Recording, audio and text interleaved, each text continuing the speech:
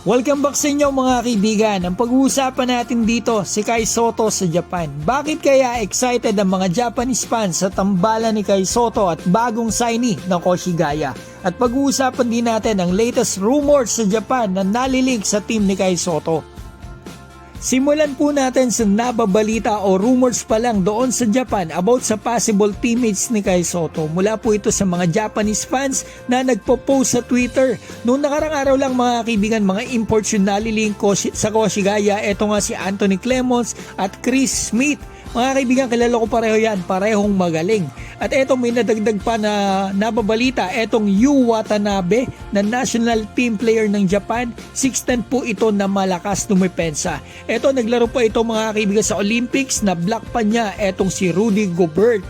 Kung ang tatlong ito po ay makuha talaga ng team ni Kai Sotto tapos may isa pa silang big man na import, siguradong papalaga nila kahit anong team sa Japan. At ang maganda pa, may bagong signee po ang Koshigaya kanina lang, si Wichi Ikeda, isang point guard. At nagulat po ako, ang dami nagpost sa Twitter na Japanese fans, parang excited po sila sa Ikeda Kai Sotto tandem. At nalaman ko po kung bakit mga kaibigan. Ito palang Ikeda na bagong hugot ni Coach Ansai ay nagmula din sa Division 2 ng B-League. At ito pala ang back-to-back dalawang season mga kaibigan. Number 1 sa assist ng Division 2 ng B-League.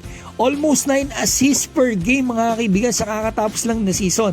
Magandang move ito ni Coach Ansai. Kinuha niya to kasi mga kaibigan, yung starting point guard niya na si Matsuyama, kita naman natin mga kaibigan, hirap talaga siya magdikta ng play at hindi siya ganun kagaling mamasa. Parang dos yung laro niya. Etong bago, eto panoorin po natin.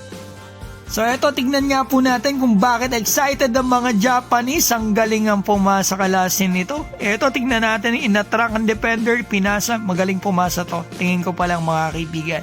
So eto, kita nyo naman, pinadaan sa 4 na players. Magaling tong point guard na to mga kaibigan. Kaya pala back to back number 1 sa assist sa Division 2 ng Japan B-League. So yan, makikita natin. Sarap kakampinin tong ganito mga kaibigan. Ang galing pumasa.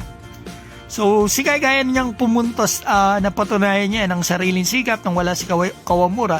Pero ang advantage kasi na may ganitong point guard, syempre mas madali yung laro, syempre mas mananalasa si Kai Sotto sa Japan. Sigurado mas marami siyang matatanggap na magagandang pasa.